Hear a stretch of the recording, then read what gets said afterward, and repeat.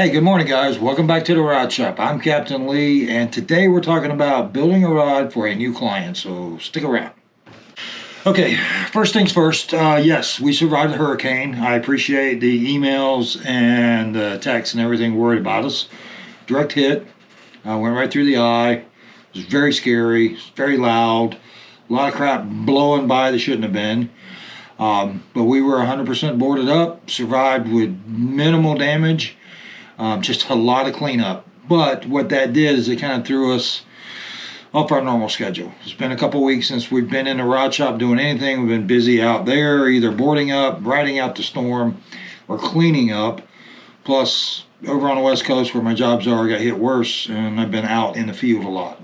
So, yesterday, Nathan and I finally got back in the rod shop. And somehow I got the flu or I got COVID. I don't know what it is. I got a fever. I'm in here today, and as long as the meds hold up, and then I'm going to go take a nap like old guys do. But anyway, yesterday, Nathan and I got back in the rod shop. Nathan was able to catch up on a lot of stuff he's working on.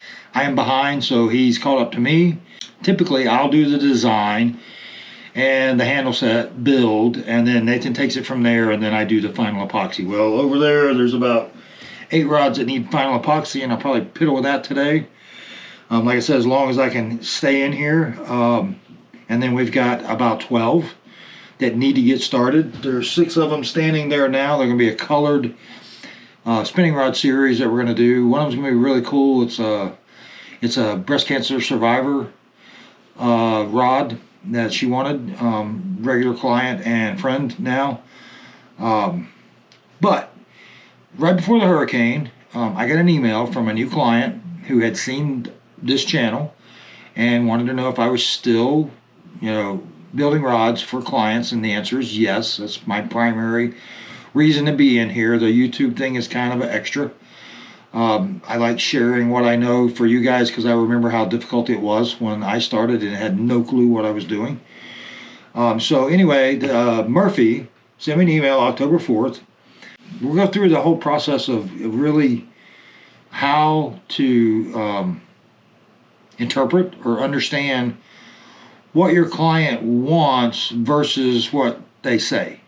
And it's not their fault they don't know what they want. It's just they have been exposed typically to nothing but factory rods, and that's a bit different, as you guys know, to a custom rod.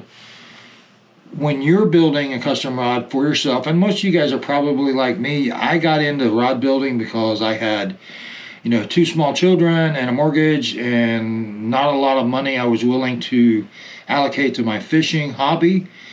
So I started building for myself to have better quality gear than I could afford otherwise.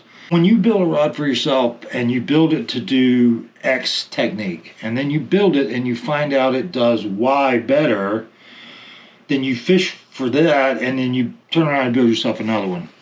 Can't do that when you're building for a client. And my goal for this video series is to help you better interpret what your client wants so you can solve a problem that they have, and then they become a lifelong customer of yours. So Murphy sent me an email October 4th, wanted to know if I was still building and selling custom rods for clients. And I was able to answer right away because I try to answer all emails and even your comments in these videos pretty quickly. The quick answer was yes, I'm still building rods. Here's my price range. We start at about $250 plus shipping, and we'll get started. And then the hurricane happened. So what he has in the next email, he has some rods he's picked out from a tackle warehouse site. And they are typically, they look like 7-11, 8-foot, heavy, fast flipping sticks with different handle assemblies. And I can tell from the type handles, are pretty long handles, which in a subsequent email I found out he's a kayaker. That's going to change things. He did send me another email. He fishes luge rods now, and he doesn't like where the hook keeper is. Personally, for me, stuffing a bunch of rods in a rod locker, I like the hook keeper between the split grips. If you're fishing a kayak, that's a problem because you're fishing rods in a rod holder, and with a hook keeper in between the split grips, they won't go in the rod holder behind you when the hook keeper is between the splits. So that's another question I would have asked later on down the road. It was a few days before I got back to him. He had been busy with storm prep. I mean, we have about 10 or 15 emails already going back and forth. October 12th, we had survived it, had a lot of cleanup to do. And then we started getting down to the meat. In the beginning of a build, I want my customers to have a range of where they're going to be with cost. And typically that is from $250, which is our starting point, up to crazy expensive $800 rods that I've built. Not something I built a lot of, but that particular $800 rod had about 350-ish dollars worth of components on it because you can get crazy expensive, and then the blank and then labor on top of that. Anyway, it got crazy, but typically I don't build very expensive rods, so I got that. He wants a flipping stick. I told him we were looking at a $300 range plus shipping for the type of rod that he wants built and the level of bling that I think he wants. He told me where he wanted to be in pricing, which is the $350 to $450 plus shipping, which that's the clients that you want to build for. You want to build for people who appreciate high quality, and they understand you have to pay for it. You are not trying to compete with Berkeley Lightning Shock rods from Walmart at $80. And you need to understand that your skill and your time is valuable. It is something that people either don't have or don't want to invest the time themselves in learning and are willing to pay for quality. That's a big deal when you're a rod builder building for clients, is you have to find the right clients. Now, most of the clients find me these days, but you have to understand how good you are at what you do. And you have a skill that most people don't, and it has value. So I'll get off my little soapbox about that. Anyway, so where we're at in the build, I've gone back through. I made some notes through all of the emails to myself here. We want a flipping stick, casting 7, 10 to 8 feet. One of the questions I ask right off the bat when I'm building a rod for someone is not what they want. I want to know what they're going to be doing with it. So he wants to flip or pitch. We don't have that narrowed down yet because those two words have become kind of synonymous, even though they are different techniques. He flips his word, mostly jigs, 3/8 to half ounce. He does have some 1 ounce stuff, but doesn't use it very often. I had given him a time frame. We probably won't start this build officially until the beginning of November, which is only 10 days away. That'll give us time to get these out the door because several of these have a November 1st deadline. And then I ask him a few more questions. How tall is he? Because what I want to figure out another question I ask, do you stand or you sit? Because a lot of people have yaks that you can stand in and fish from. But what I'm looking for is how much room is he going to have for a handle assembly? You're seated in a kayak and you have your mandatory life jacket on. You don't have a lot of room in here for your typical longer flipping stick handle set. Usually they're 12.5, 13 inches, which is great if you're not wearing a jacket and you're standing up on the front of a bass boat. There's nothing in the way here. If you're seated and you have a life jacket on, how much room do you really have? And one of the questions was, how tall are you? If he's 5 foot tall, he's going to have significantly less room than if he was 6 foot tall.